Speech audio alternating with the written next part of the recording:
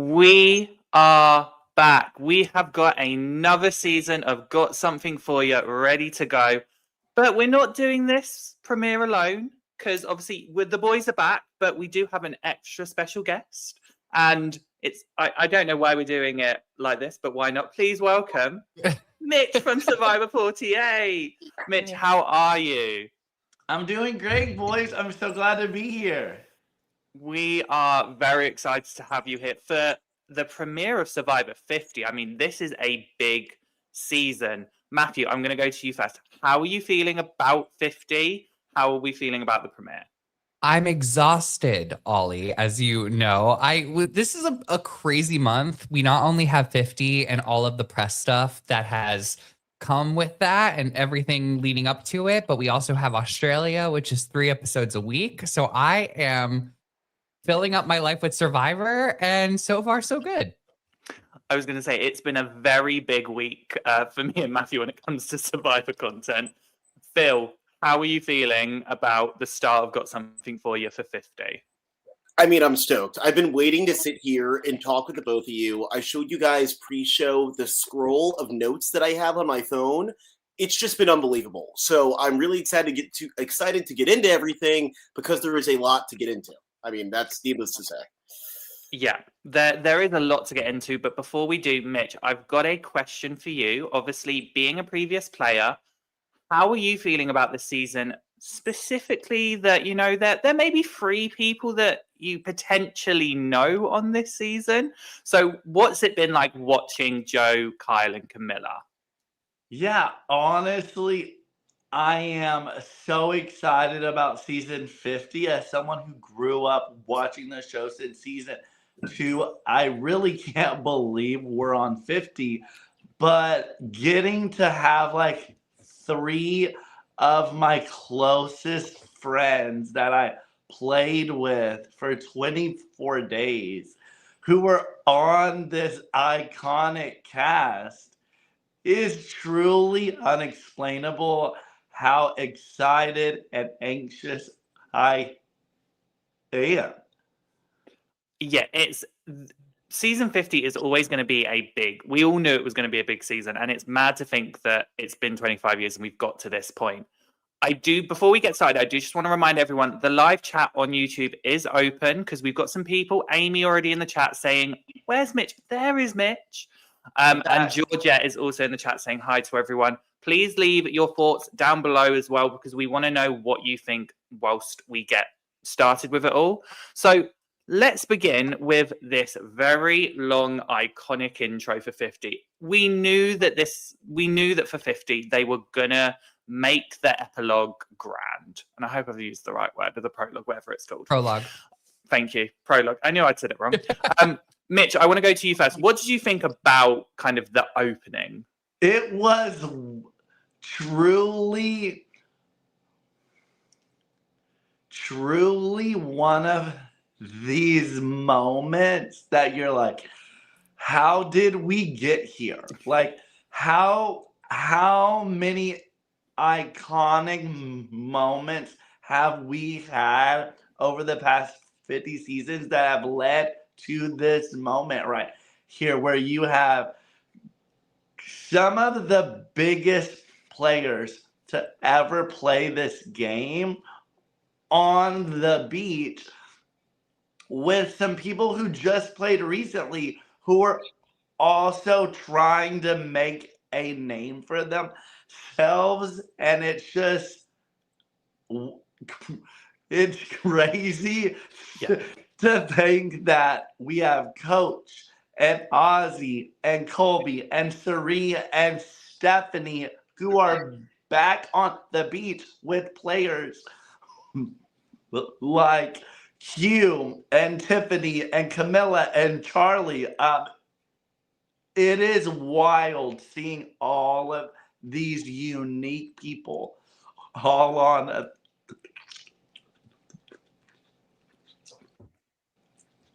the beach. Yeah, absolutely. I mean, Phil, Matthew, whoever wants to go next, what did you think of this montage? I just thought Survivor is freaking back. They didn't rush it, which I was nervous about. Like in my head, I was like, okay, 3 hours, it's a premiere. Sure, I heard ahead of time that there's only, one tribal council. So I said, okay, thank God it seems like they're going to give it some breathing room. But it started with this montage. The fact that it was, something like 3 minutes nonstop, just callbacks with interspersed quotes of people that are right in front of us telling us how much this show matters to them, how much this show did for them, and what a special honor it is to be asked back for 50. It had a fan like me, honestly, quite emotional. I remember as I was watching, I was like, oh my God, like this is unreal, just to see all of my favorites, both old and new, and hear them talk about what this game did for them. I was geeking, and it was funny to see other people geeking about one another. It's like legends, not realizing that they are legends, and like geeking about the legends in front of them. I mean, this was just perfect, genuinely perfect. Yeah. Mm-hmm. And I'm totally with Amy in the live chat who said that she loves seeing Keith in there. Absolutely. And, I think seeing this whole thing, it was kind of just a reminder. I think of players like Mitch and everyone who's on this season, but then we see this montage of all of these past seasons, just remembering like, these were just people who decided one day to just audition and they got chosen. And all of a sudden it has led to this giant legacy. Now, I do have to say, I don't mean to be the Simon of this panel. I did think it was just like a little too long. I'm sort of in the camp that this episode did not need to be 3 hours, but that's just me. That's just my opinion. I disagree. And I'm excited to be disagreeing throughout the entire podcast. Throughout the entire season. Let's move forward. I was going to say that's normally what happens. Them two normally disagree about something. But obviously, just a quick recap of it. We had some really nice moments. We had them talking to Jenna about season 1. Also, we had obviously them shouting out 49. I loved Cerie's moment as well. I do just want to point that out because that was such a powerful moment. But as we all know, it was 3 hours long. So I do want to try and keep it moving because we did have this moment where we started seeing in the hands of the fans, where we found out that they didn't get rice. They have to earn it. Now, do we think the fans voted for this? Because I did see on social media a lot of discourse saying, no, we didn't vote for it. Yeah, I voted for it. So I need to ask you three, as people who were able to vote, unlike myself, did you want them to have rice? Yes or no? Mitch, I'll start with you. Hell no. The answer is no. If I was out there for 26 days or was supposed to be playing for 26 days, then no, because that's how it's been the last few seasons. So I want all these old school players to get to experience 26 days in the exact same way that we did, where it's like you get out there and you have to earn everything you have. And I feel like we get a lot of slack for it only being 26 days, but when most of these people played, they were given food. So yeah, that's a very good point. Matthew?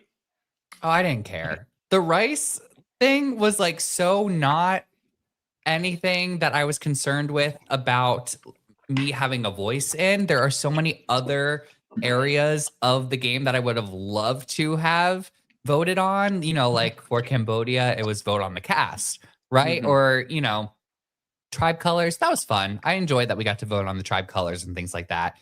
But really, I was just like, I'd like to focus more on the game stuff as opposed to the living situation. yeah. Mm-hmm. Well, obviously, we can move on to the challenge now because this was a very good first challenge.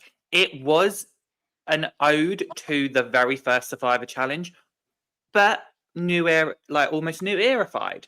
Bill, what did you think about this first challenge?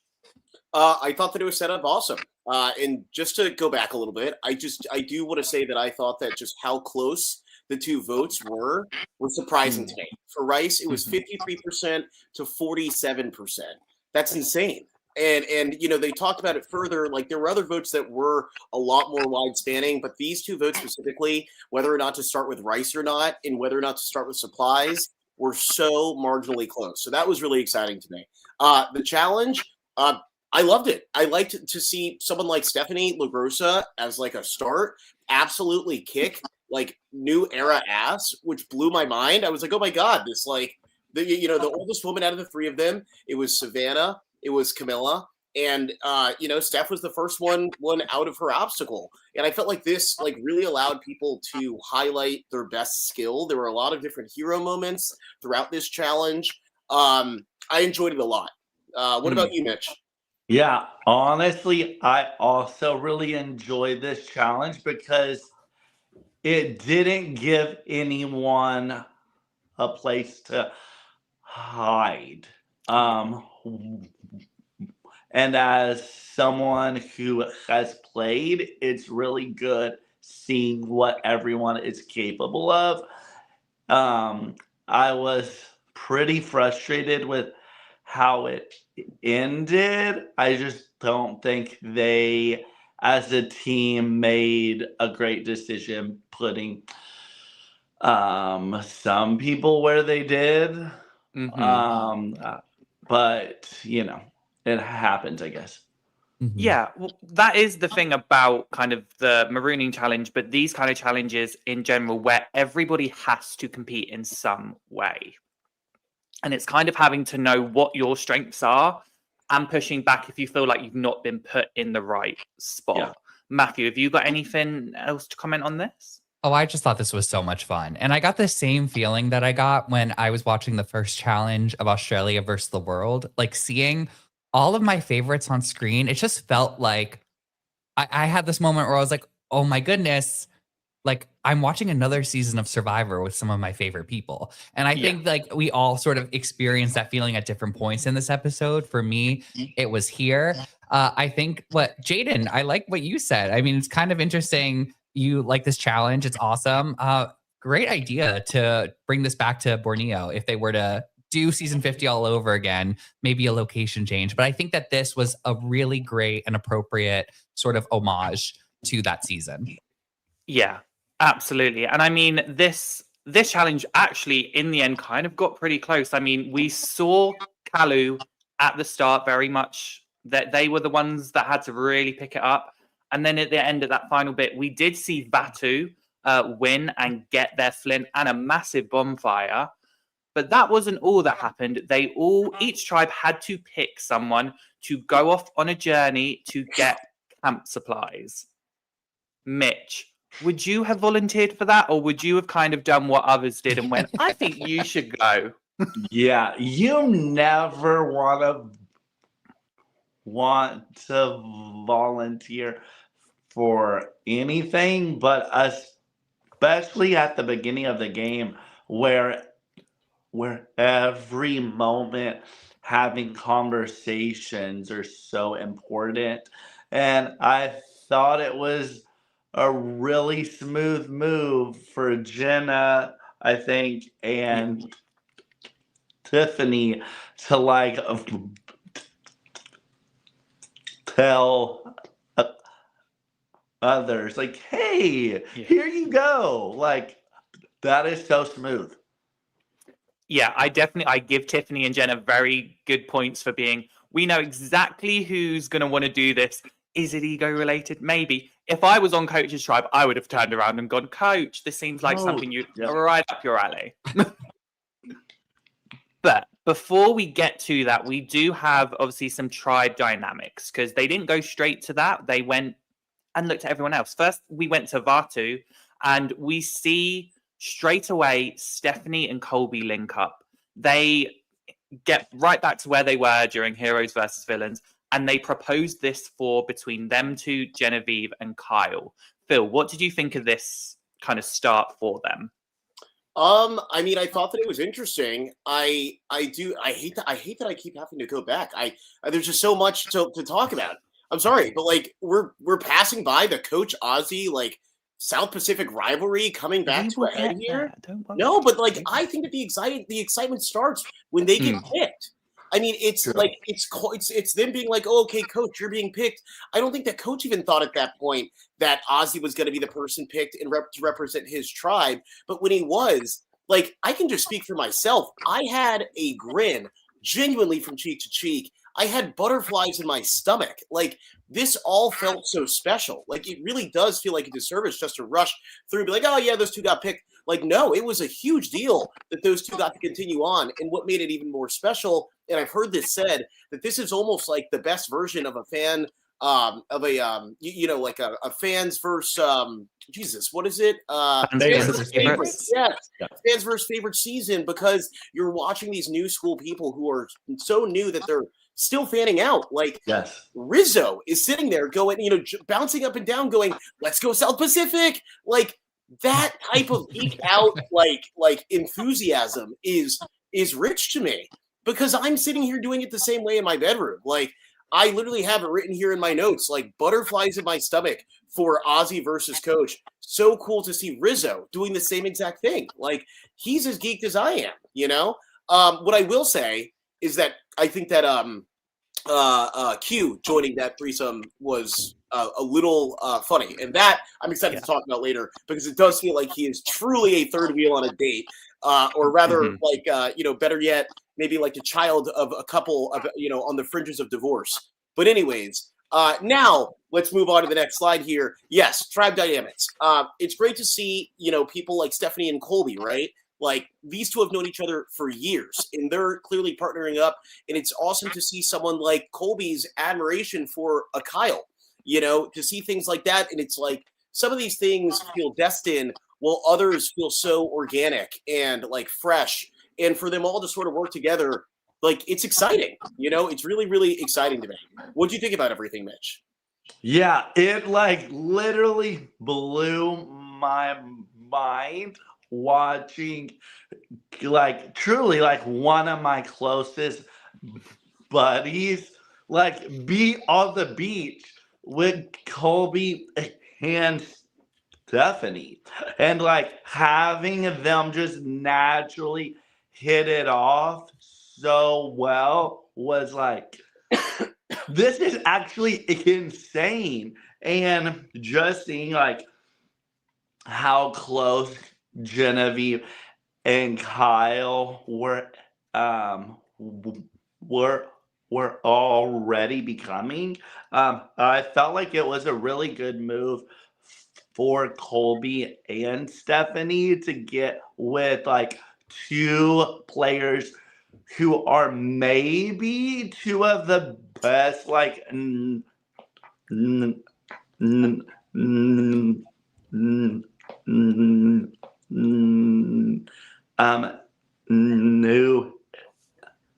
era players. Yeah, that was such a cool dynamic, because you had two old schoolers, two new schoolers, but someone that wasn't necessarily getting on with Colby, maybe, or Colby was feeling a bit irritated by, was Rizzo. This was a really fun dynamic to see, especially when Rizzo was trying to tell Colby how to play this game. And I remember feeling some type of way, because I was like, you're going to tell the person that kind of led this game how to play it. I was like, okay. Matthew, what did you think about this moment? Because I can already see the facial expressions.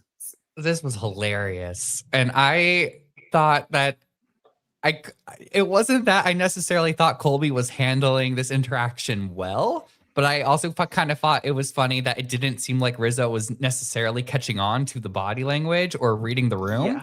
Yeah. I loved this sort of, the edit made it sort of feel like a one-sided rivalry from Colby's perspective, with Rizzo just sort of, fueling that fire. But my jaw was dropped a little bit at this interaction. Rizzo has got a lot of nerve. And you know what? Colby made some really fun television with his confessionals here. He did. Yeah, he really did. I mean, do idol in the chat saying Rizzo telling Colby how, I'm assuming how to play the game, was really. Mitch, what did you think about this? Because I will say I haven't got the slide that we see the turnaround, so we can quickly talk about that now, because we do see them in the end kind of turn things around and have a father-son moment. Yeah, it was really really entertaining, like watching this like old school player who is a icon of this game be talked to by this 24-year-old child who just played a couple of like days ago. Like he literally just played a few days ago, talking to him like, "Hey, I've already done this a few times. Like this is how you should do it." And I'm like, "Oh, Rizzo, buddy, read the freaking room, kid. Yeah. Read the room." Yeah, and I think that was really funny because I think even Colby in a confessional said like, "This kid is my son's age," and so like he could see what was going wrong, but he also was like, "Let's give him a chance. Let's see what happens." Yeah. But that's yeah, you go, Mitch. Yeah, and I just thought it was so cool seeing how Colby's perspective had changed. And he was like, "Hey, like when I was out here for Survivor, the Australian Outback, like I was the exact same age as him." So it was just like really cool to see him like have that very like unique perspective change of like, hey, he is 24, like I'm going to like try and get to understand like his perspective, which was like really exciting. So hopefully we'll get to see like that like continue. Yeah, I definitely feel like we're going to see that relationship move through this game because they really highlighted this father-son bond, which I'm excited to see how it goes. But we'll move on now to the Kalu tribe, where first of all, Mike White, well, having abs was not on my Survivor 50 bucket list, so we do need to give Mike White a shout out there. But we do start to see with this tribe, it's a bit quieter. And they're kind of trying to suss everyone out. Phil, what did you think about the dynamics first going into this Kalu tribe? Because kind of everyone kind of just focused on how much of a giant Jonathan was. You're absolutely right. So many confessionals right into this segment were just like, Jonathan is huge. Charlie's like, it's like we have a ninth member of our tribe. They're climbing on, they're asking him, like literally, I think Mike unironically asked, "Hey, Jonathan, are you a giant?" And he responded and goes, "Fee, fi, fo, fum." Yeah. And I feel like the next sentence was Mike going, "No, seriously, are you a giant?" Because I feel like they were all like, it was so clear they're in like spectacle of this man. And then, the only thing to sort of, shift focus is Mike White taking his shirt off. And everyone's like, including Jonathan, is like, "Mike, you're freaking ripped yourself. Like, what is this?" I think this tribe's going to be a ton of fun. It was great seeing everything from Chrissy telling Mike White, "Oh, I love White Lotus. I love White Lotus. You know what? I haven't seen season 3 though because I lost my HBO Max subscription." Like it's just like these tiny little moments, and that's why, Matthew, just like to go back to your earlier comment, I think 3 hours is exactly what this premiere needed because we got so much camp life. What's the number one complaint that us even here, right? Superfans always say not enough camp life. And when we're on camps, we're so focused on who's going after who and who's the target. This is the stuff that made this episode honestly feel classic, and I'll say the word timeless. I think that this episode is going to keep up for years to come because there's so much like fun interspersed Mm. in character moments for these people, and we don't need to be like, oh, this is who they are. We already know, and so it's more just playing on the fun that we know that they're going to bring. I had a ton of fun watching this tribe for sure. What do you think, Mitch? Yeah, does anyone know if Mike is single? Because dude is looking yoked as hell right now. No, I'm just kidding. But yeah, that moment was so entertaining because everybody was hyping up Jonathan so much. And Butch, like, yeah, he's huge. And then they quickly shifted to Mike and hyped up him for a minute. And then poor Charlie, who is like a pretty athlete, like a pretty athletic dude, is like, holy cow, what am I doing here? Like I just like really enjoyed that moment. Yeah, and just before we move on, Phil, to make you feel good, Roy Jolly is back in the chat saying, I can't believe I didn't mind 3 hours either. And also Georgette says exactly. And yes, Roy, Mitch is making the circuit stay because he was just on the specialist doing power rankings. Don't worry, I watched as well. With this tribe, the first person that was mainly kind of focused on, as we said, was Mike. And I really did enjoy this, getting to see Mike's perspective, because I think everyone kind of thought, like, what's Mike really going to come here and do? And we kind of got to see the start of his strategy where he's like, I'm going to pretend to be the goofy uncle. I'm going to pretend to be the granddad and let them kind of underestimate me again, which is kind of what he did during David versus Goliath. Does anyone have any kind of thoughts on Mike before we move on? I've got one. Yeah, if I'm not mistaken, he said in his preseason that he does sometimes get annoyed when he is just spectacled as the White Lotus person. He's got this big name now, and if I'm not mistaken, he said to Mike Bloom that that's something that he's like, oh yeah, it gets weird sometimes, and I found it funny because Tiffany specifically asked him in this segment at one point, does it get weird when everyone is like fanning out over you and the White Lotus? And he goes, oh no, I love it. Yeah. And so I'm like, okay, one of two things is happening here. Either one, these people are just doing it in a way that truly does make him feel good, or two, he is just, playing his people pleaser way, the way that he should and needs to in this game. And despite how he feels about it, he's going to tell them, oh no, I love it. Talk to me all about White Lotus. Talk to me all about my holiday lifestyle. I'm here for it. So, I'm not sure which angle he was going for there, which is the truth, but I did notice that. I was like, you know what? I feel like he said something differently just days ago. But I'm loving having Mike White here, honestly. I really, really am. I think having the White Lotus is sort of a strength for Mike. There's the obvious one that all the fans are like, oh, people are just going to play towards him in order to get on the show and whatever. But I also think that with having something on your resume like the White Lotus or something so public, it automatically gives other people something to talk to you about. So I think by him saying, no, I love it, is automatically creating an environment where people just have something to talk to him about in order to increase his social game. Yep. Yeah, absolutely. And this is just for Mitch here. Amy in the chat says, Mike worked with a personal trainer. So that's how we got that. And also Jaden says, just got to appreciate the commitment to get that body good. Like, good job. But obviously we've got another tribe we need to quickly talk about, which is the Sealer tribe.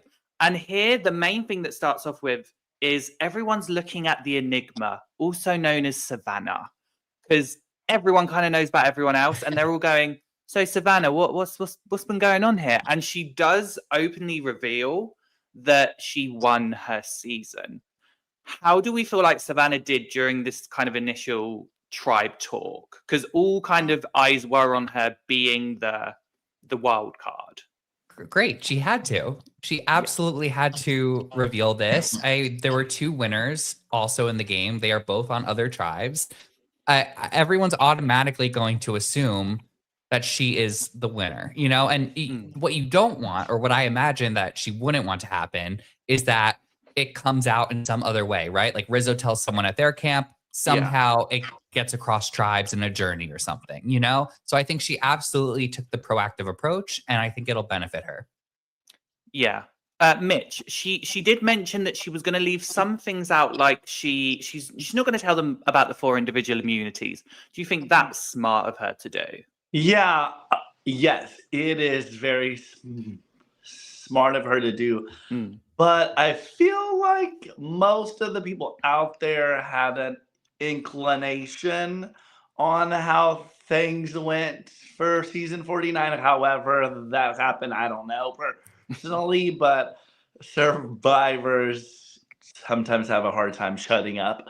So I felt like some people knew that she was either super competitive but yeah, I thought she handled it as well as she could. Like, I thought she was like very genuine.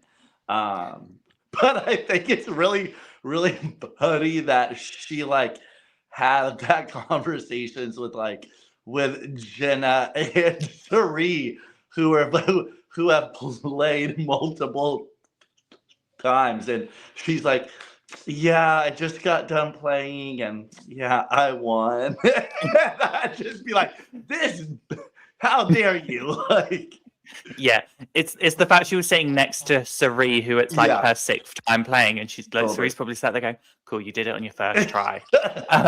Isabel also agrees she thinks it was the right thing to do. And there was another one. Jaden says, "Yeah, right choice, but I'd probably be nervous to reveal it to Jenna. If you know, you know, because obviously in All Stars she wanted to go after the winners." But it does seem like her and Jenna have gotten along, because then we get this confessional with Jenna, who is saying it's a bloodbath, and we see her wanting to target Sari. And she does actually go straight to Savannah and Joe, and then also to Christian, also known as Hugh Bicky. Apparently, he's now been given his surname title. And she's trying to work her way around getting the vote on Sari.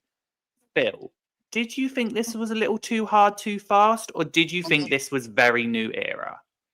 I mean, first and foremost, this confessional was like crazy. I mean, it's like, quintessential Jenna, but like genuinely, this confessional, the intensity in this confessional, especially considering the confessionals that preceded it, right? It was Joe sort of playing narrator, talking about all the different people in his tribe. Everyone's got something special. Like, everyone's bringing something to the table. It's Savannah being like, you know what? I have to reveal this thing. I'm going to be honest with my tribe about this, whatever. And then it's Jenna, like, complete whiplash, like, full-blown tone shift, where she's like, yeah, this is a bloodbath. This is war. I don't know, like I don't Murder know Row. anything different. Yeah, right. Death Row, and it's just like, it's wild to realize that a lot of that energy was coming from one person, which was Sari. And so yeah, I do think she played a little bit too fast. I think it's probably needless to say at this point, but I will say that this was quintessential Jenna. So like, it's hard not to have enjoyed it. And like, for what it's worth, if she picked the right person to go after, like, maybe this would have been the exact energy needed to take over the whole tribe and be the person that is sort of creating the pace in the culture. But yeah, this was like genuinely a wild confessional. And I like literally I wrote it down. I was like, this is such whiplash to the prior sort of tone before this confessional. But I loved it. I mean, again, it was like I was in this whole thing. Yeah, well, you said it there. This is quintessential Jenna. We saw her do it in All Stars, and it worked for her. Like, we saw her like this strategy really work in her benefit. But obviously, we're going to see what happens with this strategy moving forward, because this is not the last time we hear about this. But I feel like it's time to talk about these three, because they had to go on that journey. Now, obviously, it is Q, Ozzy, and Coach, and what they have to do is get all of their bags for the sticks, make the long pole, and try and get the key. And the first one to get the key across the barrier wins the tribe materials or the tribe supplies. Yes, Phil? But first, we Mhm. see an epic flashback to South Pacific. We get to relive and relight the narrative of these two, the lore. We remind everyone who doesn't know that this has been going on for eons, it seems. And it's just so crazy to see the two of them sort of have this talk that is so overdue. I mean, it's specifically said by the both of them. We really haven't talked since this finale. It's overdue. And it seems like they both ended up on the right side of things. And it's hilarious to know where this ends, you know? I think this is objectively the greatest journey that we have seen in the new era since journeys have started on this season. I mean, like, far and away, I would say. And I do think that it is largely stilted by this rivalry being sort of reflamed here. Also, I want to know, I want to be a fly on the wall wherever Sophie was watching this finale. I'm sorry, this premiere where Ozzy just straight up says out loud, "Yeah, coach, you should have won that game. I'm going to say it right here all these years later." What? And I want to hear what Matthew has to say here, because Matthew, I saw a big reaction on your face. Was that not crazy? I think it was a little disrespectful. I think it was a little Yes. disrespectful. At the same time, when you're in this environment, I don't blame him for saying it. It's just the fact that it does get televised, and that Sophie, unfortunately, would have to be on the other end of hearing that on TV. I think Sophie's a great winner. And I think that saying, you should have won that season, I do think that there was an element of buttering up that was happening. Yeah. And if that's what Ozzy truly believes, that's what Ozzy truly believes. I hope that I do hope that this doesn't open doors for people who might still be upset about that win to go after. So I don't think that would happen, but never say Yeah. Can you guys tell me off the top of your heads here? I wanted to look it up, but one of y'all might know. Did Sophie win? Didn't she win by one vote? Because I think that might be what it is. If I'm not mistaken, Possibly. Ozzy voted for Ozzy did not vote for Coach, which is the whole thing. I think that might be what he's saying here. Where if he put his vote on Coach, I believe Coach does win that season. So I think that him saying that is literally him being like, if I can go back, I would have voted for you. But I didn't look it up right now. So I see Matthew getting into it. But that might be where he was coming from. He's like, you should have won that season because Ozzy was the one vote that kept him from $1 million, which is why Coach always says Ozzy kept me from $1 million. But I see Matt shaking his head. So what I think it was 630. Yeah, I thought it was a 6. Yeah. Okay. Yeah. It was definitely not as close. That's an even more wild claim.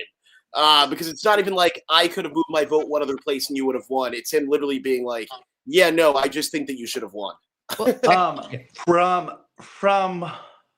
From what I've heard, I think when Ozzy got voted out and he was at Ponderosa and on the jury, it seemed like he openly advocated against Coach. So I just have a feeling like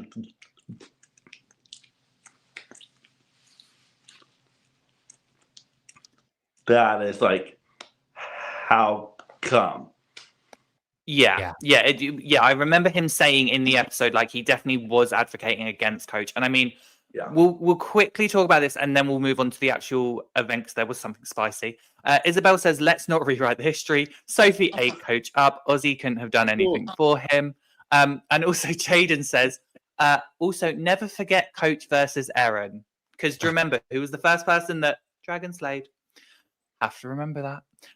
But Mitch, what did you think about this journey? Because obviously the end part, I feel like, is the main part we need to talk about here, where Ozzy, it was taking 45 minutes, and Ozzy was like, do you know what? Whoever gets it off that hook deserves it. And Coach actually never technically agreed. Yeah. What did you think about this entire interaction? Yeah, I think it was a great move by Coach. I think he didn't do anything that he shouldn't have done. I think maybe him vocally like telling Ozzy that he like wasn't gonna do that would have been helpful. But yeah, like I think he did exactly what anyone else would have done. So, but I think this challenge was pretty neat. Yeah, I it agree. definitely was. This challenge to me, and to kind of also build off of something Phil said earlier, and I know a lot of people are agreeing with this in the live chat, this was the perfect journey in my eyes, not only from a storytelling perspective, but even the challenge itself was like the right type of challenge to do at the journey. Q looks amazing, by the way. And then to go through and, have this sort of plot twist moment at the end and this continuing storyline going on with Coach ending up taking the thing, which he absolutely needed to do. Yeah. There's no question in my mind. I think, it's great television to see Ozzy so upset about it. But at the same time, I'm like, I don't know, considering your history and everything, like, I don't feel like you really need to be this upset about this. And also, like, I think Coach Ozzy said something, if I'm misremembering, let me know, but Ozzy said something about like, oh, the old coach is back or whatever. And no, like, I think Coach did show a new side of who he was, but he also is the same person that he is. It's just like, there's this layer of like humbleness that I noticed. Yeah, absolutely. And Amy is in the chat actually saying it was not against the rules, and no one wants to go back to their tribe empty-handed. Yeah. Certainly not Coach. I think that was the because- game. Yeah, no, exactly. You needed to get over the line, and Coach was like, I'm going to get it over the line, which he did because he was able to get the supplies for his tribe. He did win. And he decided to have a lovely, he got his little boat back. And then Q and Ozzy were sat there going, what have we got to do next? Oh, we've got to stay here for Exile Island. How did we feel about the Exile Island twist coming out of nowhere? This is what always should have been the penalty for a journey, in my opinion, or at least introduced far earlier. I think the losing your vote thing, I've never been a fan of for the journeys, but having the penalty of needing to stay away overnight, brilliant. And what a fun reveal that was for all of us fans. I was at Bryce and Wen for the premiere, and I don't think the party had been louder than at this moment. Yeah, this was like, I agree with Matthew that like there were many other seasons where this would have been great, but where I disagree, I think this is the best reveal for Exile Island being a penalty, because again, it just like it's in the same theme of just 50. I mean, 50 is all of this. It's a celebration of the history of this whole entire show. And the more things that we're able to sort of like, bring into this game from past Survivor. Yeah, I think you're echoing a little bit. I'm not sure where this is coming from, but is great. I was really happy when I saw Exile as well. I was like, wow, this is such a fun callback. I had a thought very early on, are they going to have Edge of Extinction? But when I knew that they weren't, I was hoping that there would be something that would get, cross tribes, together sooner than maybe even a swap. And this is it. And it was really exciting to get the reveal for sure. Yeah, for sure. I really did love this twist. Roy Jolly's in the chat saying twists should always come out of nowhere. Mitch, do you agree? Did you like this twist? Yeah, I loved it. I think the fact that they had to do this like puts them at a huge advantage. I think it would be really hard to do this on a season of brand new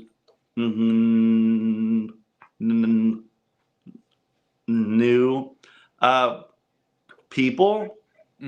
Like, just because like there are so many conversations that happen when you're out there at the very beginning of the whole game, but I think for a season where everyone kind of already like knows each other, I think this added a great layer. Mhm. Yeah, it definitely did. And I mean, I'd love to see how if they were able to incorporate it in a new like all cast season. Maybe Yeah. not right at the start. Yeah. But Yeah, I mean, they've definitely, done it before, right? Like Exile Island is nothing new. So I think No. they've been smart about how they've done it with Yeah. new players in the past. I think it could work. Yeah. Yeah.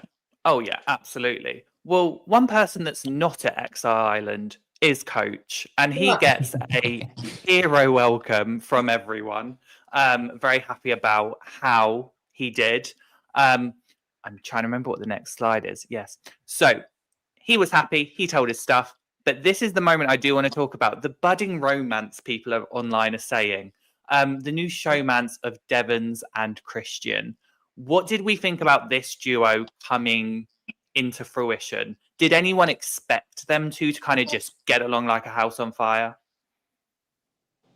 No, but yes. Like as soon as they started interacting, I was like, this is great. And then also, but when like Emily started getting involved, I was like, how did I not see this? In looking Yeah. at this tribe, how did I not know that this was going to happen?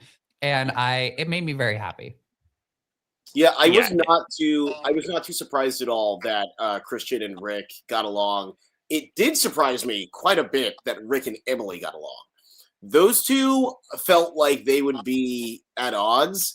These two not so much, to be honest. This felt sort of right at home. But it was hilarious, one, to see Rick just like openly looking for idols as they're walking and talking, deliberating on what they're going to do. Part of me at first was like, this guy is such a madman. Like, are you kidding me? You're just looking that openly? Like, wouldn't that make Christian sus? But I do think that part of it is I think part of it is actually probably like a little endearing. I mean, that is baked into his character. And for him to be doing that in front of you, you'd probably be like, okay, well, you clearly trust me, which is why you're able to show me this. So it was just a really fun moment. Again, both of them like very in their personal modes that, I think that it makes it great. What they call each other, Spock and the other guy from Star Trek. Very fun. Very fun. I like these two. The way none of us can remember who the other person was. We Kirk? did not watch that. Yes. Captain Kirk. Captain Kirk. There we go. I knew. I knew Matthew. I'm disappointed. Okay. I saw your face get disappointed, Matt. That's how I knew you had it. Sorry, just like Rick Devons, I'm Star Wars. Sorry. I don't know. But no, this duo was really kind of fun to see. And then the extent of Emily joining. And we did get a confessional from Emily saying she never felt like people wanted to work with her. And this is the first time she's seeing people want to work with her. I am very intrigued by this kind of trio that's forming. Mitch, have you got any more kind of words to say on this trio before we move on? Yeah, I think that this group of three working together moving forward could cause some trouble for a bunch of other people. Mhm. I feel like Emily is very outspoken, or that's how she played her past season, and I think Rick is also someone who really sticks out. So it'll be interesting seeing how like both of them move forward with everyone else. I feel like both of them have pretty big personalities, so it'll be interesting just like seeing who else like wants to work with all of them. Yeah, no, it definitely does. I mean, in the chat, you've got Roy Jolly saying this is my favorite trio of the season. And you've also got Amy saying them fawning over each other, best bromance since Dom and Wendell. That was great. But this isn't the only kind of alliance we see forming, because this is also on Batu where we see Colby really get with Kyle and then also Genevieve, and those four make their kind of foursome. So what was interesting about this, I haven't got the photo of Genevieve, but Genevieve obviously is feeling very good about this group. She feels like she's got everyone on side, except for maybe Aubrey. This conversation was where we saw the first signs of anyone kind of like switch, like what's going on here? Because this conversation did seem a little tense between both of them. Phil, what did you think about this interaction? Yeah, this is like the weirdest conversation of the entire episode. Like, despite, you know, Coach and Ozzy's decades plus of you know, beef unspoken, I feel like this for some reason was more tense and awkward, and like I was like, what the heck did she do to you, Aubrey? Like, you would think that before this game, Genevieve like went over and, you know, I don't know, like you know, put worms in her yard. Like I don't know. I mean, it's just it felt like there was like genuine like pregame tension here, based on how Aubrey was sort of approaching or you know, responding to Genevieve here. It was very weird. I don't know where it came from. I really like Aubrey. In fact, you know, I was all upset that she got taken before I got you know, got to sort of take her myself in the draft. And after this conversation, I was like, you know what? Maybe everything happens for a reason, because if she plays like this with everyone, I cannot see anything moving for her. But I have a feeling that this is just like quintessential Aubrey, keeping it real. I don't think she's going to be like this with everyone. I think that she is just, for some reason, getting a bad vibe from Genevieve. But it was very, very, very weird. Like, undoubtedly. Did Genevieve say something about her before? That's like what I'm saying. It's so Genevieve weird. season?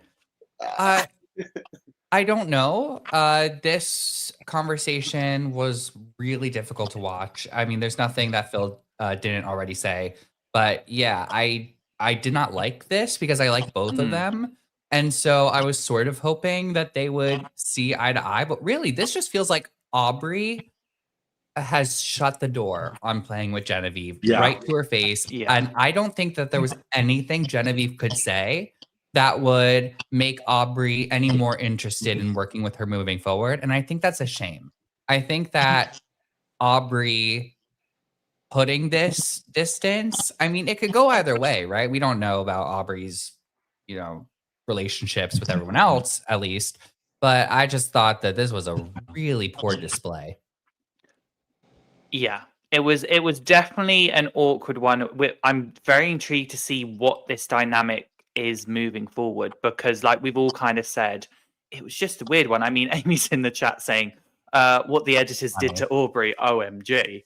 Because it was closer and closer. Just you could tell Aubrey was not like there with it, and it was just I'm so intrigued to know what's going to happen.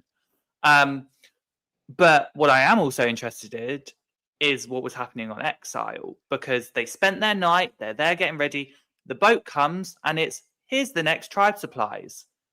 Here's what you've got to do though. One of you has to give up the tribe supplies, but whoever gets this tribe supplies gives their vote to the other person for a secret extra vote. Matthew, you're already giving me a nod and a reaction. What did you think about this?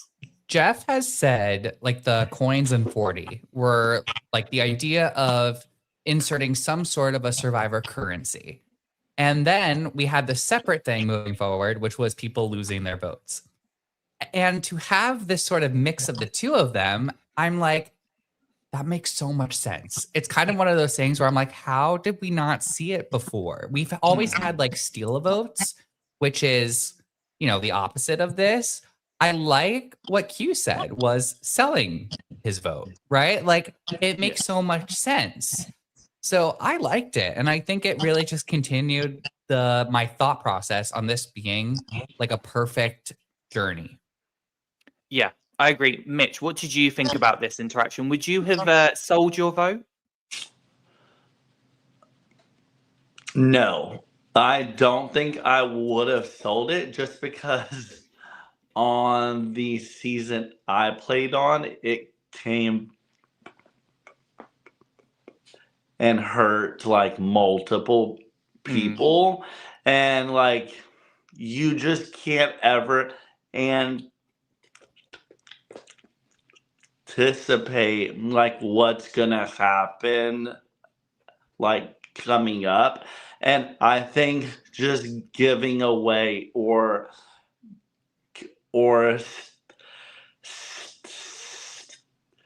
selling a vote, like it almost like handcuffs you. Yeah. And like with so many other things happening, like you just don't wanna like like you don't wanna not have control over who's heading home. Yeah, I don't think I would have sold my vote. I'd have been like, you take the supplies, I want to keep my vote. Yeah. Because I mean, you said it from your season. If I remember Justin and Bianca, Yeah. I would not have wanted to have been in their shoes. But obviously, in the end, Q sells his vote, gets the tried supplies, and Ozzy gets a secret extra advantage, which could come in useful because back on Sela, Christian has this conversation with Sari to kind of let her know of the possibilities and let her know that, you know, her name's already been thrown out there, which you can kind of see Sari is already like, oh my, really? It's not even been 48 hours and my name's out there. And she makes sure to let Ozzy know.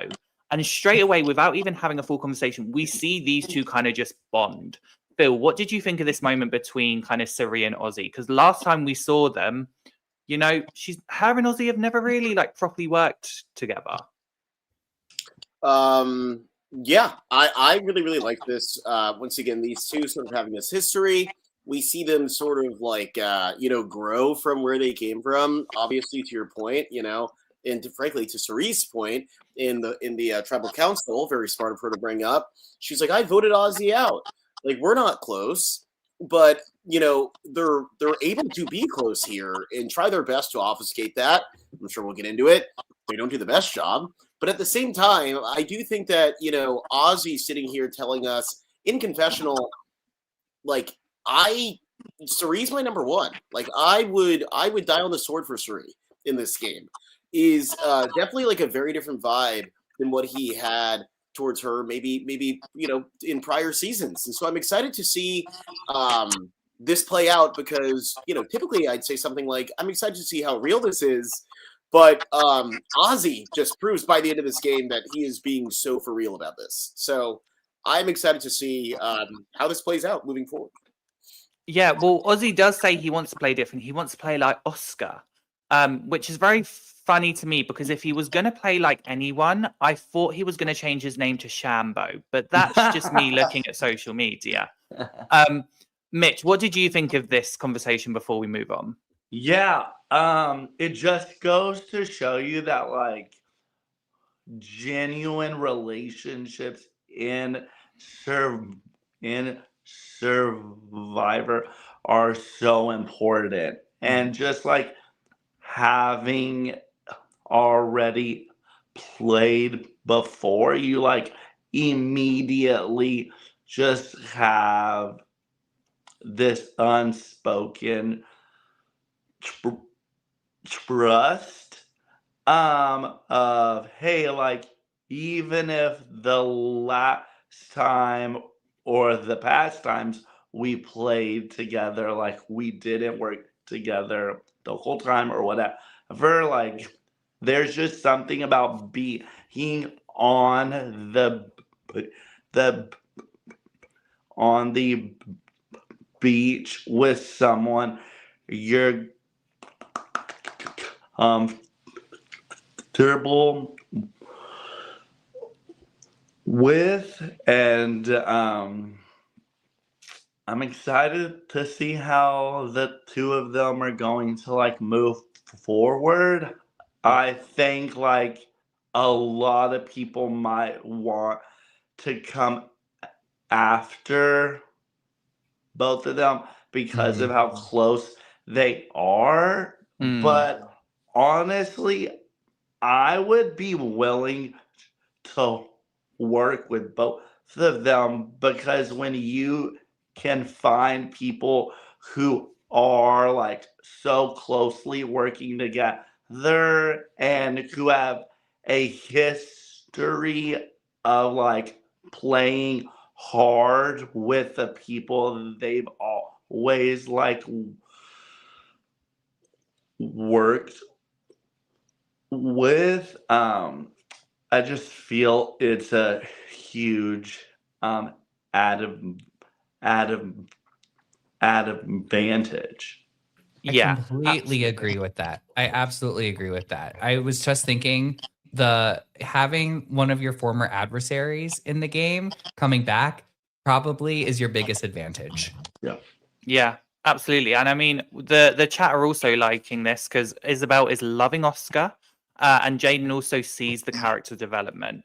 And we do see in the other tribes this happening. I want to quickly touch on Kalu before we go to the immunity challenge because we see two things happen. We see Jonathan come into play wanting to work with the old schoolers. He very much sat there and said, I am an old school soul, but then also said, and this is me being a bit spicy just because this made me not like Jonathan, because he then said that new era players are not genuine.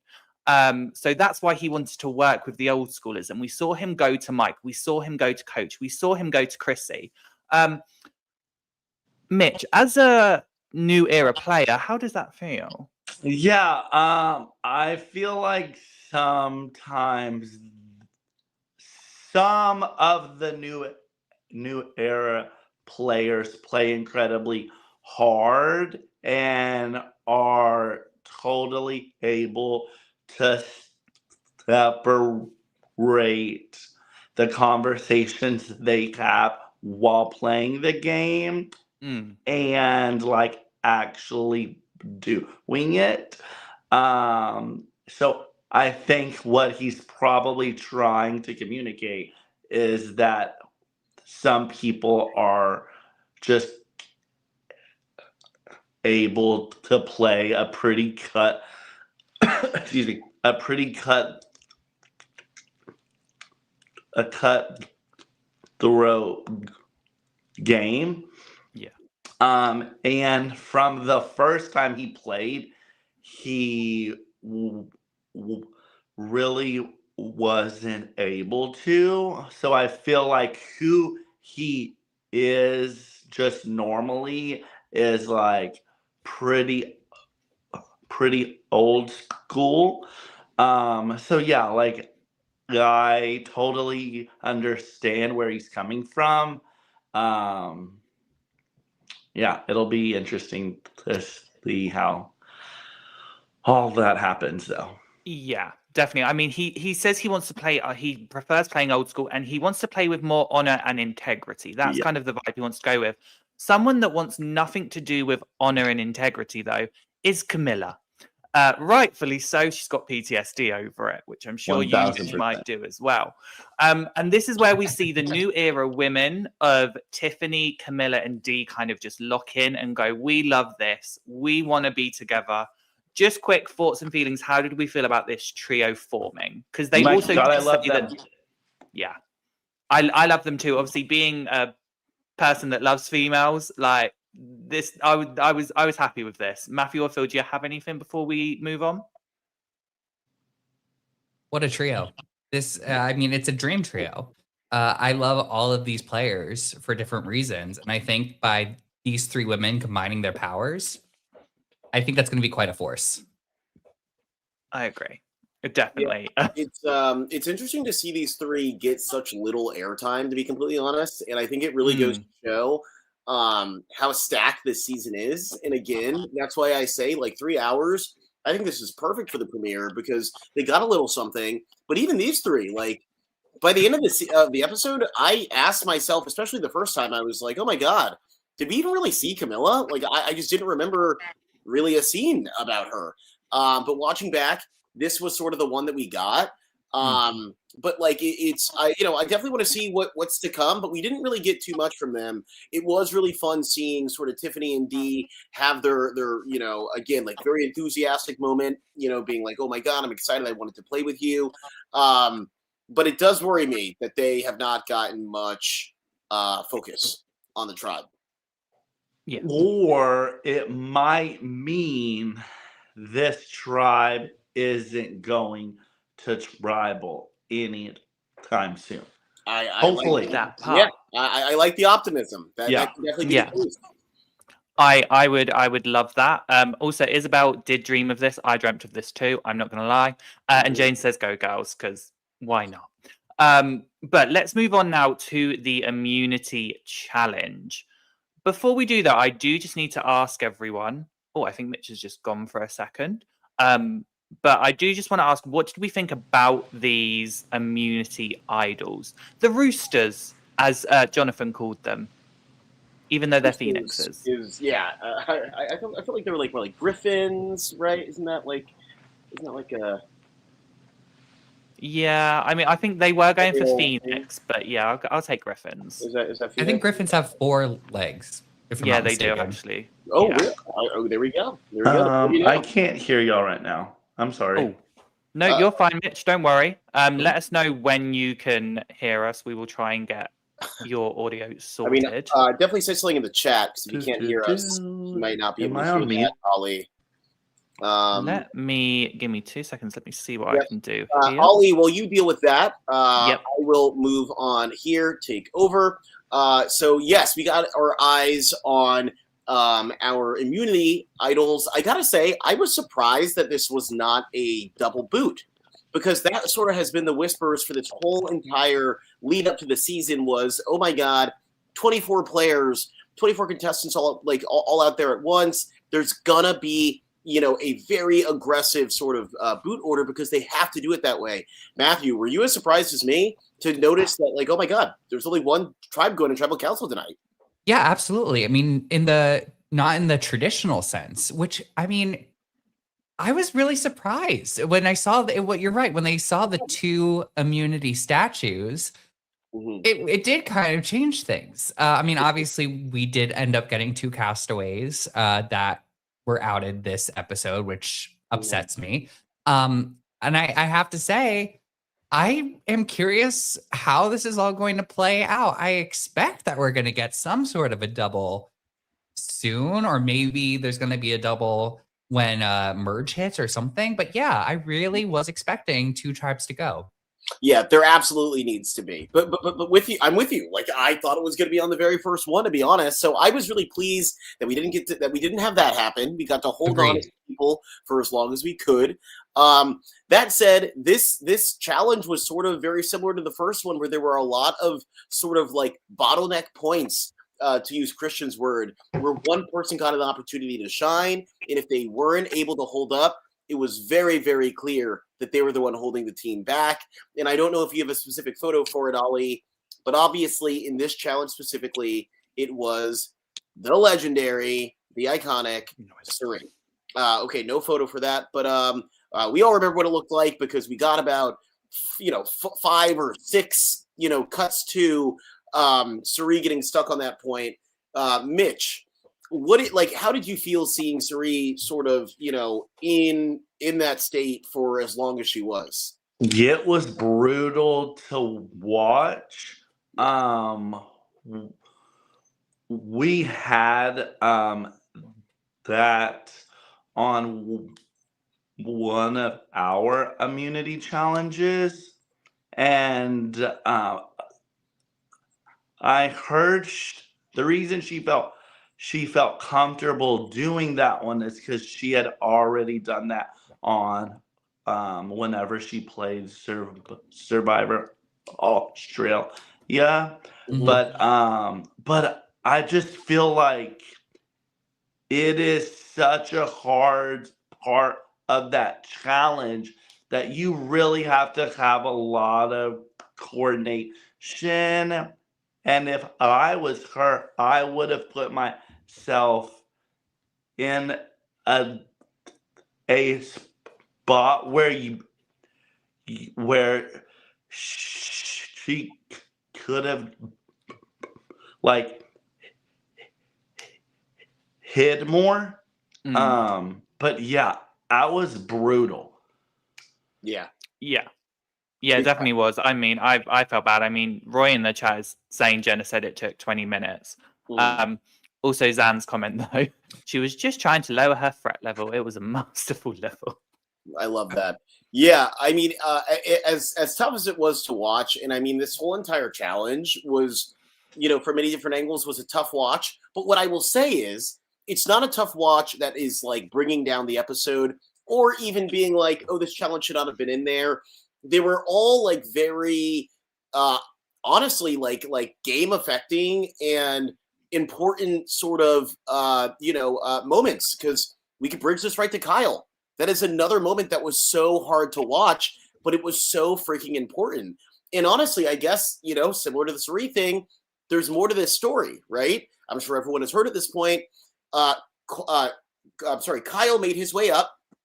Colby was the one that was struggling to get up there, and he went down to help Colby up, and then was going up on his own for the second time, and that's when he hurt his leg. It's just tough to see anyone go out like that. And I think that what made it even crazier is that it was, a former winner. Not that obviously there's any true mistake that any of these people are truly, immune or, not able to sort of, get hurt. But like, it's like your former winner getting hurt is a little surprising. Like it definitely was shocking to me. Yeah. Definitely. I mean, Roy in the chat has just said, and to your point, Phil, this challenge gave almost every player a spotlight. Mm-hmm. So we were able to see, because I think even there was a point where Mike White got a bit of Mike White's killing that. Like how, he's able to do that so good. Mitch, you've got something to say? Yeah. Like it just goes to show you that playing Survivor is hard. Like he was probably one of the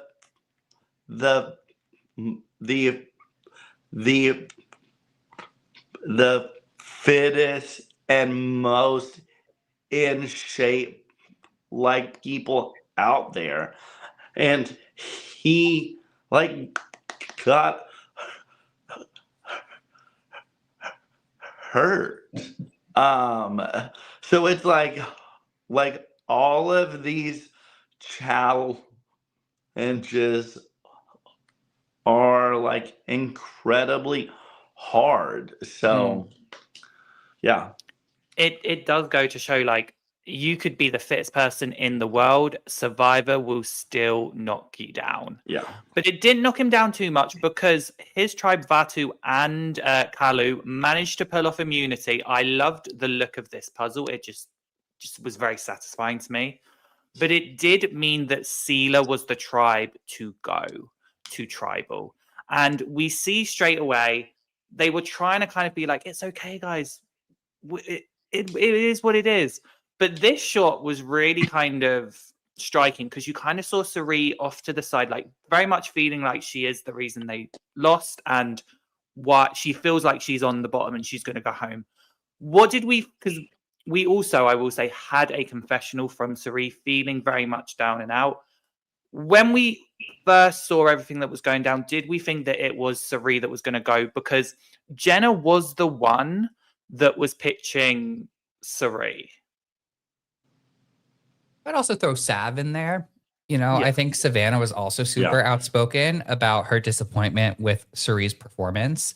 I'm always skeptical of the first name that is thrown out during the scramble. In this instance, however, though, I think that there was so much going against Suri. There was the challenge performance, which, was fresh, but also just her legacy, I think really scares people who are playing this game. So I think all of those, all of that involved, things weren't looking great. Yeah, absolutely. And I mean, we have this conversation between Jenna and Ozzy where Jenna kind of does call Ozzy's bluff and Ozzy does not react well. And I think it kind of just confirms to Jenna what she's feeling. And she's kind of looking at Ozzy being like, try, because I know you've just confirmed everything. Mitch, I have to know, what did you think about this conversation? Because I mean, Isabel in the chat said this conversation had me crying. Yeah, it was incredibly uncomfortable. Like it almost kind of reminded me of the Aubrey conversation. It was like how Emily acted the first couple of days when she played on 45. And it's like, hey, have you never seen this show? Like, you can't come across so abrasive. And like, I'm sure like that Jenna had plenty of other conversations with everyone, but Yeah. in this moment, this conversation just felt like real uncomfortable. And it just like didn't seem like someone who had played serve serve Survivor twice. Yes. So yeah, it was. I think it also kind of showed maybe how come everyone was okay with voting out and it felt like in moments she was having these conversations that she was that everything she was saying was like really good points, but how she was saying it wasn't coming across to the people that she was having those conversations with. Yeah, and we saw everyone, because you made a really great point that she was coming across very abrasive, and you felt like you saw her entire tribe feel like that, which is what got her name out there. Phil, have you got anything to add on this kind of conversation and kind of Jenna's conversations in general before we touch on the last point before Tribal? Yeah, I mean, I do. I'm over here with my freaking, novel of notes. Also trying not to make the podcast go 5 hours as long as the, premiere here. However, yeah, I mean, again, I just think that like this goes to show you that Ozzy absolutely has Cerie's back, but I don't think that Ozzy, is as evolved as he might like to think, because Ozzy really did struggle here in sort of delivering a lie, or even oh yeah, that sounds good, let's see who's on board with it, whatever, saying what he has to say to stall Jenna or placate Jenna. Yeah. And for what it's worth, like, other people did do that. Again, I have noted from exit interviews, Jenna herself talks about the fact that she was like, oh, I wanted to put things together, but when I went up to Joe and Savannah before Tribal, they told me that they needed a little bit more time, or they were still deciding, whatever. And guess what? That means that they weren't with you, but they couldn't tell you that, so they told you, oh, we're figuring it out. Oh, Yeah. It's just the sort of like placating is an important part of Survivor. And Totally. I don't think Ozzy can do it, because he really sat there. You're right. It was so revealing the way that he was just like, maybe let's think about, like, no, dude, now it's obvious who you're with. Yeah. I mean, Yeah. what do you think about that, Mitch? Yeah, no, exactly. Like he couldn't like give her any answer, which is like something you gotta be able to do. Like even if it's not true, or even if there's no possible way, like you gotta figure out like what can I say right now that maybe lets them think this is an an an option, or hey, let me go have some other conversations. Something. Mhm. Yeah. I mean, you're right, because Ozzy made it very obvious that he was Team Suri. He was trying to do everything. And it was Emily that noticed. And Emily, this was the only other conversation we had where Emily kind of goes, well, why don't we just vote out Ozzy? Because Yeah. then we can keep them two, like Jenna and Suri, beefing. Yeah. Matthew, did you think this was going to be the last minute switch? Or did you think this was kind of just another red herring to make the audience think, oh, well, you know?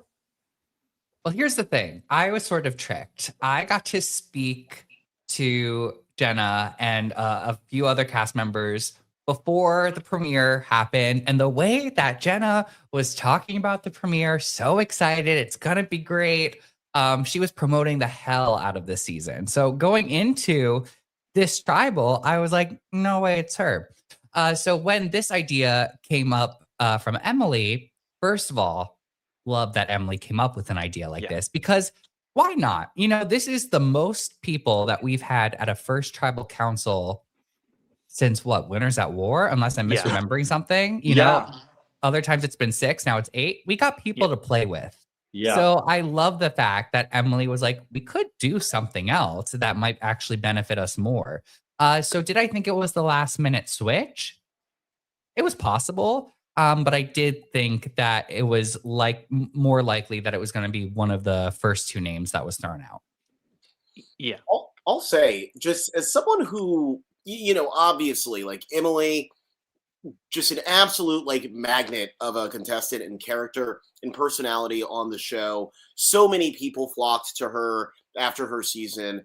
But I just want to be, you know, fully transparent when I say that for me, as much as I enjoyed her on the show, I was not someone who was just like, oh my God, Emily, Emily, Emily, Emily. Even when she got on this season, I was like, oh yeah, like I get it. A lot of people liked her, but it was not like I was necessarily, you know, someone who was individually, you know, magnetized to her. This scene here reminded me of why Emily is just like, it is so entertaining. And I get why she has such a big fan base, because even someone like me, who again, I say all these things just to say that I am not the typical Emily Glazer, I found this so like charming by her. And frankly, like it was so obvious to see why people are just obsessed with her, because I think that the answer to your question, Ali, is that this is like a quintessential like Emily, like, oh, I'm going to throw it out like it's a joke, but like, I want to see if this gets any real traction. And if it does, I'm going to move on and mobilize on this. And that's exactly what I thought that this was. And frankly, from what the episode told us, that might have been what happened. I mean, she's allowed about this with Rick. I don't think that this was like a real toss. However, we start to see that this little like pebble of an idea did start to grow. And you heard the name of Ozzy being called not from the mouths of Rick and Emily, but from other people. And so I just found this really interesting. And again, I found this very charming for Emily and like fitting in her character. It's like the fun, strategic, you know, down to do this sort of more like, out of the box idea, throw out someone else's name and not afraid to do it. This was great. I enjoyed it. Yeah, it was. And it did lead to a very interesting tribal. I mean, first of all, tribal council set. Gorgeous. Absolutely gorgeous. I sat there and I was like, I'd lose every challenge just to go and see it. It's so pretty. No, like, you wouldn't. It's terrible. Too far. Okay, maybe not. Maybe I just sit there and go, can I just come watch? I'll put earplugs in so I don't hear what you're saying, and I'll just blindfold myself for the vote. I just want to see tribal. But obviously we do get to tribal. Has anyone got any takeaways from this tribal council that you think is worth noting? Yeah, Jeff asking real questions. Shout out, Jeff. I don't know if it is him seeing these old school people in front of him. And look, like, you know, he didn't go fully away from new school Jeff, but it was a perfect blend. Even to the point, I forget, I wish I could remember who exactly said an analogy here, but someone said an analogy and Jeff goes, okay, what do you mean by that? and didn't just get him off by, or rather didn't just like let him off by being like, oh, okay, you said your analogy, we're going to move on. It's like, no, you said it. Cool. That is fun. But what do you mean by that? Dig into it deeper. And I think that he was very direct with his questions to people. Hey, Suri, you blew this challenge. How did it feel going back to your tribe knowing that this happened, right? Like, it was a lot more targeted and deliberate and intentional and less of just like, what's the journey about? It was like, hey, you yourself are in this scenario. Talk to me about it. And I just want to praise Jeff for that big time. Mm-hmm. Yeah, I agree. Mitch, Matthew, anything you want to mention about this tribal? Yeah, I thought that Joe, he answered one of the questions really interestingly.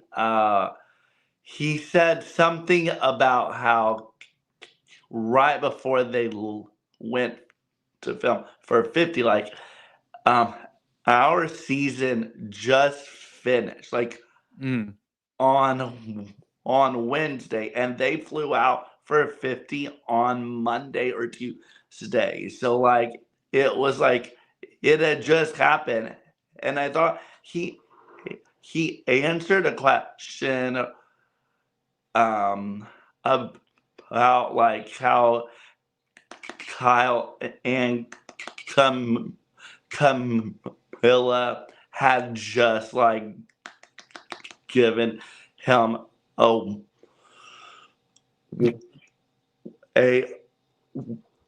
wedgie, and it like he did a good job of being like, hey, like, just a reminder, like, I just played, and everybody was like playing harder than I was. And like, whenever you're at tribal council, like, you want to make sure you say stuff that is important and helpful for the conversation, but you don't ever want to like to give like too much info. Yeah, I actually agree with you there thinking about it. Like I looking back, like Joe did an amazing job this tribal with just being able to be a part of the conversation, but not having his threat level kind of heightened. Like you said, they would have just watched Joe play, and the fact that no one was really looking at Joe in light of he's a threat.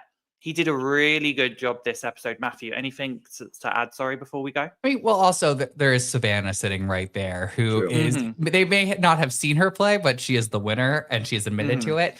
I'm so glad that you said that, Mitch, and brought that up, because not only is it sort of reminding the tribe, here's a reason why I might have lost my last season, but it's also saying Kyle and Camilla. And not overtly. He's not saying, hey, listen, Kyle and Camilla were super close on, my season, and they did this and they tricked everyone and blah, blah, blah. But in a way, it puts their names in everyone's head as Kyle and Camilla. Yeah. Yeah, definitely. I do just want to bring this point up before we think. Jaden, I noticed the old music as well and was loving it. When they did the voting and they remixed the old music, I was like, this is the celebration I've been waiting for. But they do go to vote. And unfortunately, first in, first out, we see Jenna get snuffed. And she is the first person voted out of Survivor 50. Obviously, Jenna is an icon. Like, we needed someone back from Borneo. So I was really sad to see her go home first. I thought, yes, she may have played too hard, but you know what? That's what I love about Jenna. She's always going to be herself. Mitch, Matthew, Phil, any final words for our dearly departed Jenna from the game? Yeah, I think that she was represented so beautifully.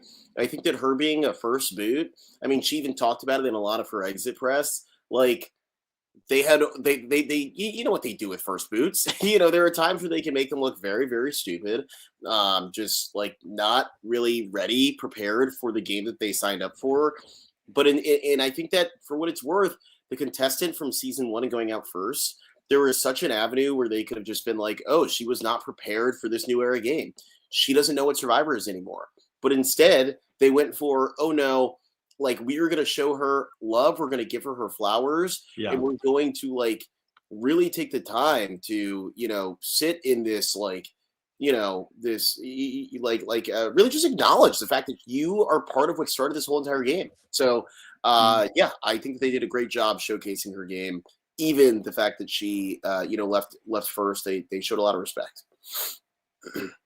Which is what 50 is all about. It's 50. Yeah. It's supposed to be a celebration. I mean, come on. Yeah. What And did you I think was of it? disappointed. I loved her, and also getting the privilege to speak with her before the season 2. I was just like, I just want nothing more than for you to do well on this season. Yeah. And, I think they did a good job at sort of tricking the audience a little bit. She was so prominently featured in the pre-show press and the commercials and everything like that.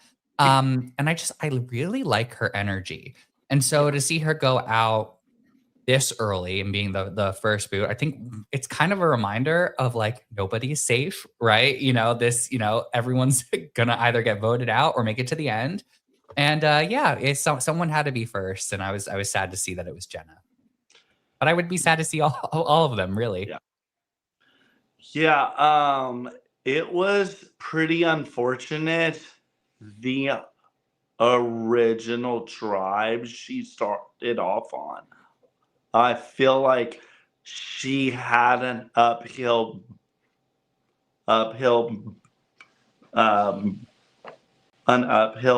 battle from the very beginning. Like there were just a lot of other people that just like genuinely got a a a a a long. And I felt like she came out and she did exactly what all of us were expecting her to do. She came out, she played hard. I don't think she even played too hard. It's just I don't think she had enough conversations and relationships with the people she played with. So yeah, I think it was awesome having her back out there. I hated that she was the first one who had to go. I'm happy that when she got voted off, everybody like stood up. I don't know if they thought they were gonna give her a hug, but yeah, that just had to be brutal. Yeah. And I mean, she's old school. She is an OG. So they realize she's going to go out. She's going to leave. She don't want to hug them. No, And I respect her for that. Yeah. Totally. But as Jaden says, reminder, she was part of the season that started history. So like, we love you, Jenna, and we're so sorry to see you go. Before we move on, though, I do just want to say Mitch has got some love. Mitch is the most underrated player of 48, sorry. Maybe even the new era from DBO. Sorry, just had to show that love to you there, Mitch. Thank you. At this point, though, we would be like, right, the episode's over. But it's not, because we had so much more happening, such as Genevieve finding the Billie Eilish boomerang idol. And what this does is she has to send it to someone else on another tribe. And the twist is, if they get voted out with the idol still in their possession, it gets boomeranged back to her. And obviously, we see that she decides in the end it's going to go to Ozzy. So first of all, Ozzy now has an extra vote and an idol. But what do we think of the Billie Eilish Boomerang Idol, and what do we think of her giving it to Ozzy, Oscar, Shambo, whatever we're calling him for this season? I found it really, really cool, honestly. Like, I think that obviously, like, everyone's, giving themselves a headache, tiring themselves out on the whole Billie Eilish of it all. The fact that it's got like direct celebrity, connection. But like, leave that aside for a second. This is actually a pretty cool dynamic advantage. And that's another thing, right? They said that this season advantages were going to be dynamic. Everyone said the same thing. They were like, this is so broad. Like, like there's sort of a sliding scale here. Like, what are they really going to do? But I think that so far we've actually seen them have like very dynamic advantages. And I think that this is like, exhibit B or C perhaps in the episode. But I think it's really interesting. I'm excited to see it play out. First time seeing it, so I don't know, no real guesses as to like if it was used in its most in its best form here. What I will say, I think that it's best used to like make an alliance later on, and I think that that's what hopefully ends up happening here. But I feel like she used it with the intent to use it on someone that will hopefully get voted off so that she can get it back. But I think that I would also want to sort of use it as a sort of like I don't know, like a friendship token. But I'm not sure. What do you think, Mitch? Like, what do you think the best use of this is? Yeah, it's hard because you don't know how everyone else is like having conversations on each beach. But yeah, I thought her giving it to Ozzy was an interesting choice because if he makes it deep, if he makes it halfway through, like there is a chance he could have a few immunity challenges. He is able to pull off, and I think with him potentially being able to do that, plus being an idol, like helps him out a lot. I felt like it might have been a better choice to give it to like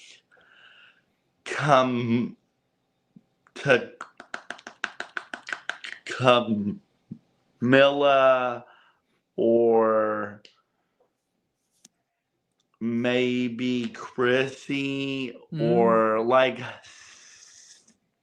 maybe someone who was probably gonna go home earlier,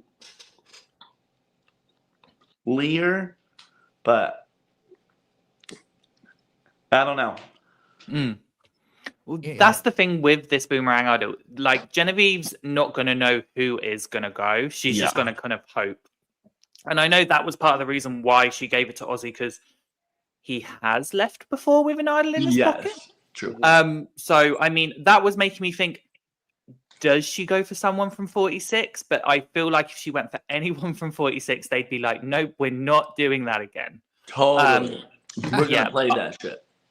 Well, I think anyone who, that's why I don't necessarily agree with it going to Ozzy's, because I think anyone who has had the sting of going home with an idol will definitely try to not do that again. And obviously nothing is whatever, but I don't know. It seems like a risk. I do think that production was maybe banking on someone with a previous relationship in the game finding this in order to make those connections, because Genevieve is, as we know, her she's like maybe one of the only people, maybe Jenna, who has no relationships with this cast whatsoever. So this is the only way that she could really play this. But to Phil's point as well, also kind of using it as a friendship necklace, which, by the way, thank goodness this is not a string of beads. I just am so happy that this is not a keychain anymore. This is perfectly beautiful as an immunity idol, and I'm happy with it.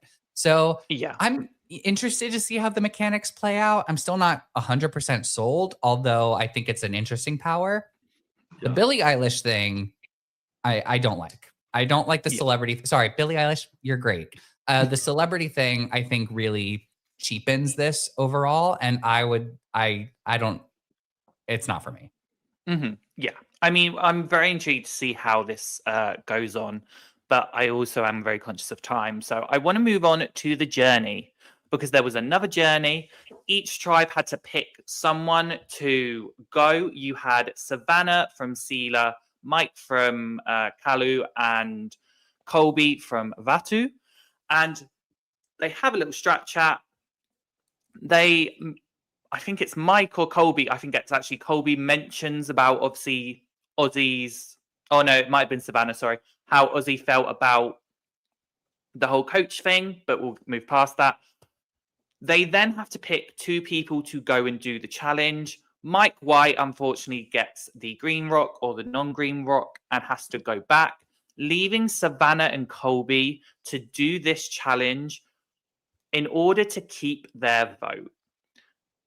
Mitch, you mentioned this earlier, and I can just feel the death glares of Justin and Bianca watching this scene. How did you feel looking at it, knowing that there's a chance someone's losing their vote? I mean, a chance someone is losing their vote. Yeah, it's hard. And what's really hard about this situation in general is like you can only control so much.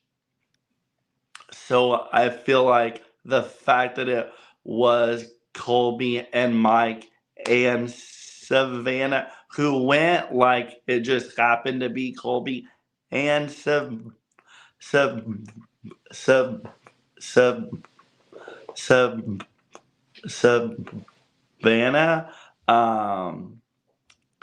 But how this current game is set up is like you could really benefit from a journey, or it could also like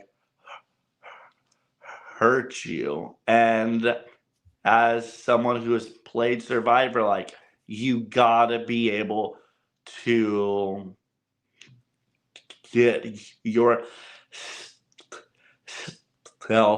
out of hard situations. Yeah, absolutely. And I mean, with this challenge, obviously, in the end, Colby loses. The stack falls. Colby loses his vote, and Savannah keeps her vote. But she also gains something else. She gains a little advantage. My brain's completely forgotten what it is now because we've talked about Survivor so much. It is. Is it a secret extra vote? No, what is it? It's a block of vote. Thank you. This is where my brain goes. I'm not going to lie. I've watched 3 episodes of Australian Survivor and a 3-hour premiere of Survivor 50, so my brain's muddled. But yes, Savannah gets a secret blocker vote. So I'm very intrigued to see how she kind of does moving with this, because she does try to tell her tribe, no, I haven't got anything. I just got to keep my vote. And Rick Devens is like, absolutely not. But I do want to move on to kind of the pinnacle and the final part of this episode, which was Jeff and Dr. Joe coming to see Kyle. Obviously, they do their tests. They're doing all the ultrasound and everything. And in the end, we do see Kyle get medevaced. Mitch, I want to ask you first, because obviously you are very close with Kyle. I think you may have voted for him to maybe win $1 million. What did you think of this moment? And when you saw the boat pull up, and this is kind of a question to everyone as well, we all kind of, did we think this was the end of Kyle's journey? Yeah, like just having to sit and watch him get hurt in that first immunity challenge, like you could see that he was hurting horribly. And then just like seeing how he was like holding up after like there just like no way to to stay out there. So it sucked. Like it sucked that he was in such a great spot, which is crazy because everyone was like, "Oh my god, the fact that he's coming back out there is stupid. Like he's gonna immediately be voted off." And I was like, "No, like he is such a great survivor player. He's going to be able to get in and like have genuine relationships." So it was just really unfortunate that he was in such a great spot in his tribe and everyone wanted to work with him, and just like seeing him have to go out like that was brutal. And just like seeing how he had to like have those conversations with Jeff and Dr. Joe and everyone on his tribe like was so hard because it's like a huge moment. Like there are only like 24 people out there and like it's season 50 and it just means so much. So just having to like see him like have that experience, it sucked. Yeah, it definitely did. Phil, Matthew, any final words for Kyle? I'm heartbroken. I think Kyle is such a great person. I think he's such a great player. I think the winners that they chose to come back are all capable of making it far in the game, and it's heartbreaking to see anyone's game get cut short in this way. I think it seems like most Survivor players would rather be voted out than have this happen to them.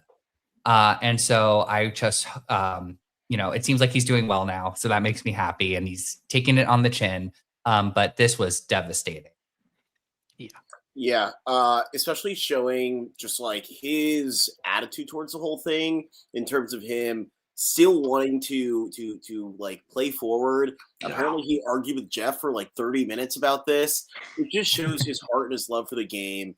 He wanted to make it up that wall, not only for himself. I truly believe it was for his tribe as well. Yeah. He knew good and well that if he did not finish the challenge, they were going to go to tribal, and he wanted to make sure that they didn't. He is just like the poster child for a true team player, and it does not surprise me that he has won this game in the past already, because you saw right here he seemed like he was already perfectly set up. And for someone like him, of his game ability, of his history preceding him, he honestly should not have been as well set up as he was, but he absolutely was. And it just goes to show he's just a different breed in this game. He's an absolute dog, and I'm gonna miss him on this show. He's still alive. Absolutely. I mean, you kind of said it there, Phil. The fact that he was able to prove in just one episode why he won 48 is just a testament to his game. The chat is also blowing up quickly. Isabel saying heartbroken. He was the center of the tribe, and she loved the Q and Kyle dynamic. And also, Amy says, I saw an interview with Kyle where he said his strategy was to develop relationship first before playing the game. Excellent player. Kyle, you were amazing, and we are so sorry that this happened to you. Like, Matthew, you said it. I think anyone would rather be voted out than medevac. But so sorry, Kyle. You are the second person to go this season. We've made it through the episode. There is one more thing, though, we have to quickly go through for this show here, which is called The Tribe Has Posted.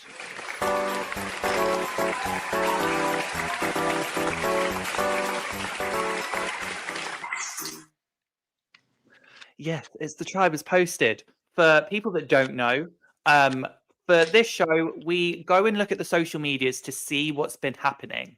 Now, I know we have been on this podcast for a long while, so I'm going to skip kind of most of it and kind of go to the juicy things. One thing I am going to show, though, is it does seem very fitting, Mitch, that you are kind of a premiere guest for Got Something For You, especially with The Tribe Has Posted, because, I mean, you got a very viral meme from your season. And this week specifically, you have made some headlines because you have apparently had a secret showmance with Say that was revealed in 48. And Stephanie also did say she was surprised to not see you on 50, and there was a lot of reaction from people, and you were clapping back on it. Sure so was. it's fitting that you came on to Got Something For You for the premiere specifically. It was almost like it was in the cards. Absolutely. But heads up, I'm gonna quickly go through these first things. There are some watch parties. Aubrey was in Seattle. Chrissy had one. Rick Devons had a tale of two watch parties. I would say go look at all of their Instagrams for all of that. Also, Savannah and Christian. Christian has a lovely photo of his son going. Someday he'll watch That this. is so stinking cute. Cute. A lot of times I'm seeing these things for the first time through Ollie. So thank you, Ollie. That is so cute. Oh my God. Cute. Yeah. So Okay, cute. proceed. Sorry. Then, nope, some more things. You've got Sari and Coach highlighting their things. This one from Joe, it's actually showing his shoes that his wife got him that were half 50, half 48. And I thought Mitch would like that, seeing that, because there was some 48 representation. And then some more things we've got from Vatu. There were celebrations. You've got Kalu as well. More Kalu, literally. Here's where I wanted to get to, because we had a couple of things here which I felt were a little bit juicy. Jenna showing her secret scene, saying it was close to being Aussie. It was very close for Aussie being voted out. And then Rick Devons screenshotted an exit interview that Jenna did. And he says, I think there's a big difference between playing hard, establishing relationships, which the rest of Seela did, and playing hard, throwing out names, which only Jenna did before losing the immunity challenge. She also came into this biatch way late in the process. So he was kind of clapping back at what Jenna had to say. So I'm intrigued to see how that goes. And then these two things I also found on social media. Angelina reposted a video from an interview letting her know that apparently production offered her Natalie's jacket, which I thought would have been so funny to see her come onto the beach wearing Natalie's jacket. And then I think we're all looking at the one on the right, which is talking about the very compromising position that Mr. Quintavious was in, bringing back his very big mistake catchphrase. I saw this on X and I was like, yeah, this is going in. And then two more ones. It is Jenna talking about her exit. Cake was her therapy, and she's also putting a hex on her tribe. I will say go to Jenna's Facebook, Instagram, everything. She is letting us all know how she's doing, and it's so great to see. And then also Kyle. Kyle gave a post on Instagram about his time, and then he also posted a reel saying, basically talking about how he tore his Achilles heel on national TV, but all people keep looking at is a peach of his. I don't know what that peach could be, but viewers can know what It's that his peach butt. is. It's his butt, Ollie. Butt. I know. He's talking about his butt. I feel this isn't the first time that Kyle has been objectified on social media. I think back to Thomas from 48. But we're now going to go to the polls. This is what I wanted to quickly get to. For those of you that don't know, we post polls on our X at Survivor Now Pod that you, the fans, get to vote on. And we share the results here on our Sunday show. So the first one was, did the fans really vote not to give castaways rice and supplies? So yes, make them earn it. No, let them have rice. I can't remember my vote. And Jeff made this decision. Phil, what do you think the majority said? I think yes, make them earn it. That's what we saw after all. Okay. Mitch, what do you think majority said? Yes, absolutely. And Matthew? They said yes. None of you are in the majority. Not 36% said no, let them have rice. It was a very close vote, though. You can see the numbers 36, 32, 27. People are rewriting history. Yeah, they literally didn't. They didn't. I had to ask the question because I do remember the discourse on social media I saw. The next one was, would you have taken that key during the challenge or the journey if you had the chance? Yes, I want the supplies. No, honor and integrity. I wouldn't be competing. Big Yes. Yes. Absolutely. I wouldn't be competing. I'm not going to lie. That's the one I would have chosen. But you're right. 77%. Yes, I want those supplies. And then the final poll we had was, should they stop with the involuntary losing of votes during journeys? Yes, people should know. No, it's great TV. Or maybe depends when. I'm going to go maybe depends when, because I actually felt like it was more entertaining in this episode. But I'd love to see what happens here. Yeah, it's Okay. also like the way in which I think is really important. Okay. Mitch, what do you think? Yeah, I think maybe depends when. Okay. I think it would be like really interesting to maybe give people the choice. Like, if you choose not to compete, it automatically goes to the other person, or yeah, I don't know. Yeah. Well, I can confirm that once again, none of you are in the majority because 75% said yes, people should know. But that's the thing, that this is what the fans are saying. So it's only the fans and some people that love to have an opinion. But that was the tribe has posted. A reminder, everyone, we will do this every week.